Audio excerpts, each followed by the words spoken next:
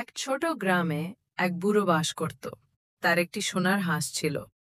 সে প্রতিদিন সোনার ডিম পাড়ে, আর সে ডিমগুলো বুড়ো বাজারে নিয়ে যেত বিক্রি করতে।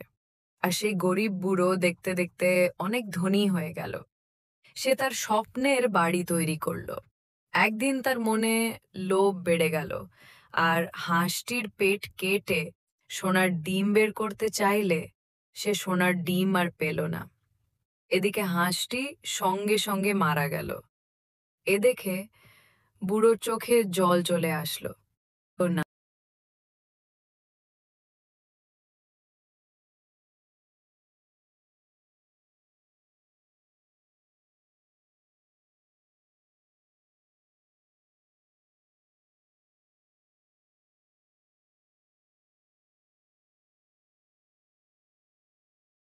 তাই অতি লোভ ভালো না।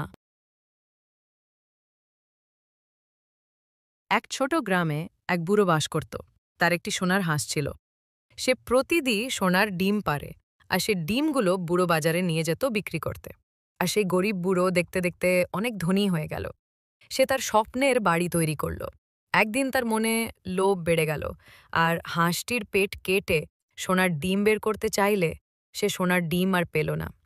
এদিকে হাঁসটি সঙ্গে সঙ্গে মারা গেল। এ দেখে বুড়োর চোখে জল চলে আসলো। তো না,